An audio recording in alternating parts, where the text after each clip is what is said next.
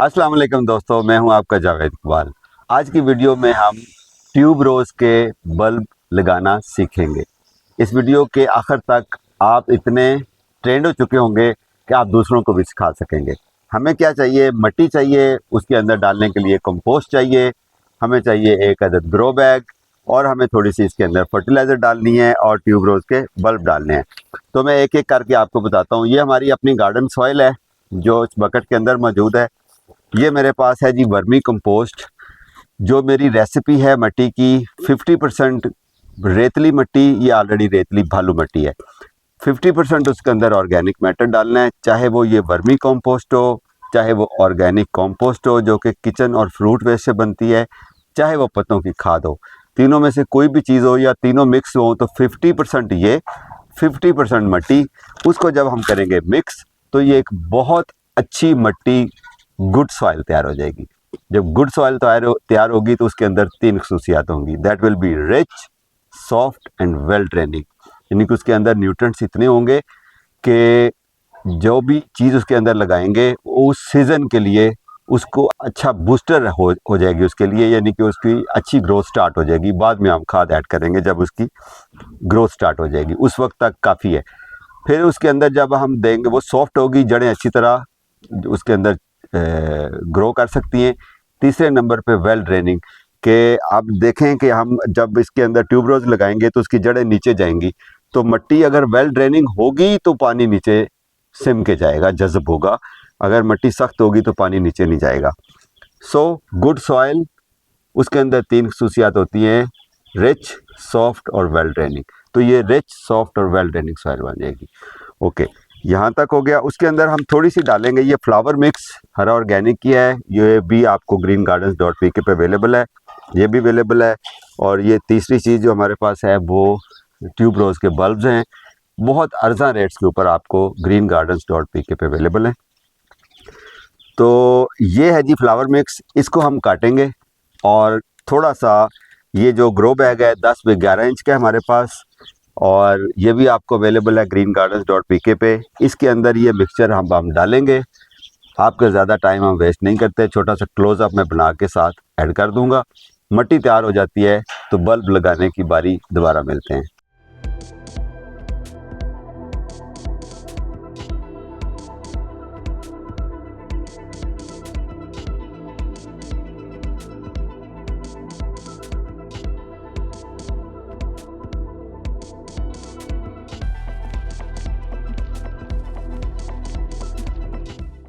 Okay जी, आपने देखा कि अच्छी मिट्टी, गुड सॉइल कैसे तैयार होती है। वही इंग्रेडिएंट जो मैंने आपको बताया था वो मैं रिपीट नहीं करूँगा। ग्रो बैग को मिट्टी से कैसे भरना है ये भी आपने डिटेल से देख लिया।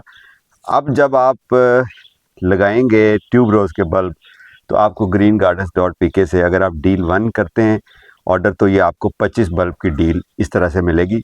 और अगर आप 50 बल्ब वाली डील करते हैं तो इस तरह के 2 बैग आपको मिलेंगे। आपने इसको खोलना है और उसके बाद आपको ये हेल्दी बल्ब्स इसमें से मिलेंगे।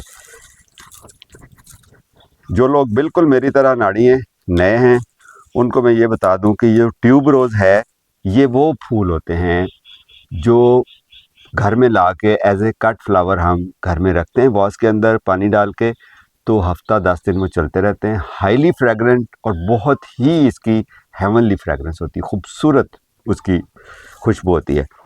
तो ये उसका बीज है, ठीक है। और ये बीज जो इस तरह का फूलों का बीज होता है, गंडियाँ कह लें, इसको कहते हैं बल्ब्स। ये फ्लावर बल्ब्स हैं। तो ये आपको फ्लावर बल्ब्स मिलेंगे इस तरह से, ठीक है जी। तो ये अभी इस तरह के हैं कि ये बीच में से स्प्राउटिंग स्टार्ट हो गई, यानी कि ये अभी तक मिट्टी में नहीं गए लेकिन फूटना शुरू हो गए, ठीक हो गया। तो आप इनको हल्का फुल्का ये जड़ें ड्राई साफ़ कर लें ताकि अंदर फंगस ना लगे। और ये वाले बल्ब आपने इसके अंदर लगाने। अभी हम बल्ब्स को साइड पे करते हैं और अभी मैं आपको बताता हूँ कि कितना डीप लगाना है और कितने कितने फासले पर और क्यों लगाना है। ओके, ये मिट्टी तकरीबन 1 इंच इसकी ब्रिम से लेके नीचे इसकी लेवल है मिट्टी का। अगर आप चाहें, आपको ऐसा लगे कि आपकी मिट्टी थोड़ी ज़्यादा रेतली थी या आपकी टेरेस पे या रूफ टॉप पे धूप ज़्यादा आती है और मिट्टी जल्दी खुश्क हो जाएगी। तो गर्मियों के लिए जो मिट्टी तैयार करते हैं उसके अंदर 20 या 10% आप कोकोपीट भी ऐड कर सकते हैं। वो इसकी वाटर रिटेंशन को बेहतर करती है, यानी कि पानी की को रोकने की, जज़ब करने की सलाहियत को बेहतर करती है। हमने नहीं डाली क्योंकि हमारी मिट्टी ऑलरेडी ठीक है, और अगर आप पानी पूरा दे सकें, केयर कर सकें, तो डालने की ज़रूरत नहीं है, ज़रूरी नहीं है वो। ओके, ये होता है जी इसका बल्ब। अभी हम इसके बल्ब को कितना डीप लगाना है? कम से कम 3 इंच और आइडियली 4 इंच। क्यों हम 4 इंच डीप लगाते हैं? क्योंकि इसके अंदर से एक फूल की स्टेम निकलती है तकरीबन 2-2.5 फुट। तो अगर ये बिल्कुल इसके ऊपर लगा होगा तो जो ही इसकी फूल की स्टेम बनेगी उसका अपना वज़न होता है, जब उसके ऊपर फूल खिलेंगे तो वो हवा से गिर जाएगी। उससे बचने के लिए इसको थोड़ा सा यहाँ तक मिट्टी की सपोर्ट चाहिए। इसका मतलब है कि कम से कम कोई 3 इंच की जो स्टेम है वो मिट्टी के अंदर होगी तो वो स्ट्रॉन्ग होगी, स्ट्रेंथ होगी, वो अपने पाँव पे खड़ी हो जाएगी। एक ये, और दूसरी चीज़ कि कितने फासले पर लगाएं। ये एक बल्ब है, ये इसका दूसरा बल्ब है। हम इस 10 बाई 11 इंच का ये ग्रो बैग है, इसके अंदर 1 2 3 4 5 और 6 और 7 कर देते हैं, लकी 7 हो जाएगा। 7, इससे ज़्यादा बल्ब नहीं लगाने। अभी आप देखें बीच में तकरीबन 2.5 इंच 3 इंच का फासला आपस में सारे बल्ब्स का है। उसकी रीज़न ये है, अगर आप ज़्यादा करीब लगाएंगे तो वो भी उगेंगे और ज़्यादा फूल निकलेंगे। लेकिन चूँकि इन बल्ब्स ने फूल खिलाने के बाद नीचे इसके साइडों पे बेबी बल्ब्स डेवलप होते हैं और मल्टीप्लाई करना है, जो कि आपका एसेट बन जाएगा और अगले साल के लिए आपको ज़्यादा बल्ब मिलेंगे तो ज़्यादा फूल मिलेंगे। इसलिए आप इनको इतने फासले पर लगाते हैं ताकि उनको नीचे से स्पेस मिले अपने आप को मल्टीप्लाई करने की, और वो बल्ब बेबी बल्ब ज़्यादा बनेंगे, इसलिए तो आप इतने फासले पर लगाएंगे। अभी आप इसको जहन में रखिए, 10 बाई 11 इंच का ग्रो बैग है, उसके अंदर 7 बल्ब्स ऑफ ट्यूबरोजेस हम लगा सकते हैं। अगर 12 बाई 12 इंच का ग्रो बैग है तो उसके अंदर आप 10 लगा सकते हैं, तो आइडियल है। ठीक है, तो ये है जी, ये हम इसी फासले पर लगाएंगे। ये अभी हमने बल्ब्स को फिर बाहर निकालते हैं। ओके जी, ये मैंने अंदाज़न 3 इंच इसको गहरा खोदा है और ये नीचे जाके मैंने बल्ब रख दिया। अब आप बिल्कुल भी इस पर परेशान नहीं होइएगा कि इतना गहरा है तो कब कैसे खिले, कैसे निकलेगा बाहर। बिल्कुल ये निकलेगा, इसको पता है कि मैंने ऊपर निकलना है और इसका फूल बनना है। ये दूसरा हो गया, ये तीसरा हो गया, 4 5 6 और ये आखिरी 7वां। ऊपर से मैंने इसको बराबर कर दिया, और बराबर करने के बाद आप इसको इसके ऊपर टैग लगा सकते हैं। टैग है मेरे पास शायद,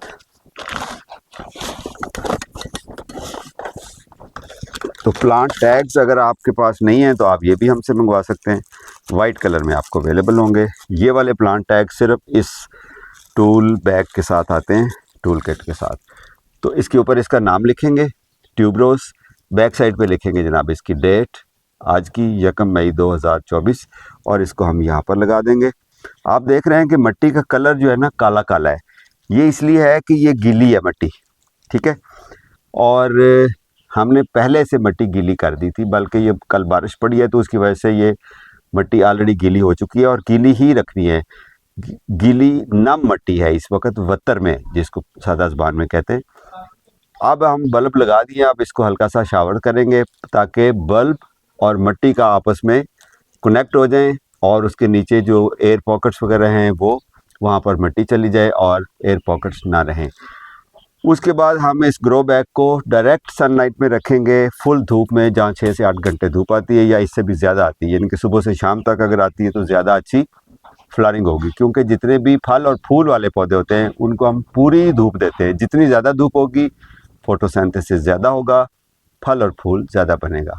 इसकी मिट्टी को नम रखना है, पानी आप पे डिपेंड करता है, आपकी अपनी अकल पे और फ़हम पे कि कितना देना है। मिट्टी खुश्क होने के करीब हो तो आपने पानी देना है और थोड़ा वाटरिंग करनी है ताकि नीचे तक ग्रो बैग की मिट्टी सारी गीली हो, ठीक है। और अगर 2 दफ़ा पानी की ज़रूरत हो तो आइडियल टाइम सुबह का है फजर की नमाज के बाद, और शाम को ये टाइम है, इस वक्त असर और मगरिब के दरमियान का टाइम है। नॉर्मली हमें बल्ब्स पनीरी इसी वक्त शिफ्ट करनी चाहिए, या ठंडा मौसम हो तो आप उस वक्त भी कर सकते हैं किसी भी टाइम पे, लेकिन वैसे गर्मियों में हमें इस टाइम पे करनी चाहिए। तो आप इसको पानी तब देना है जब इसकी मिट्टी खुश्क होने वाली हो, और बदतर जो है, जो इसकी नमी है वो आपने मेंटेन रखनी है। अब जहन में ये आता है कि इसके फूल कितने दिन बाद खिलेंगे। अगर आप अच्छे बच्चे हैं, माँ बाप की बात मानते हैं, उनके काम करते हैं, बाज़ार से चीज़ें ला के देते हैं, और स्कूल में चीटिंग ना खुद करते हैं ना आप किसी को करवाते हैं, तो आपके फूल 70 डेज़ में आज के बाद से खिल जाएंगे, 70 दिन के बाद। और अगर आप थोड़ी बहुत गड़बड़ करते हैं तो आपके फूल खिलेंगे 90 दिन के बाद। जैसे भी है, जब भी फूल खिलेंगे आपके चेहरे पे एक बहुत खूबसूरत सी स्माइल आएगी।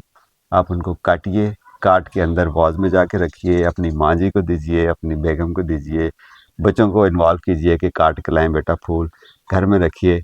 जब उससे बहुत ही खूबसूरत फ्रेगरेंस आएगी तो आपके घर में आने वाले मेहमान बहुत खुश हो जाएंगे और वो इम्प्रेस होंगे, और आप उनको भी बताइए कि भाई हमने ट्यूब रोज़ के बल्ब खुद लगाए थे और आज हमने काट के अंदर रखे हैं जिसकी फ्रेगरेंस आ रही है। तो ये पॉजिटिविटी आप सोसाइटी में फैलाइए। अपना ख्याल रखिए, खुश रहिए, हैप्पी गार्डन।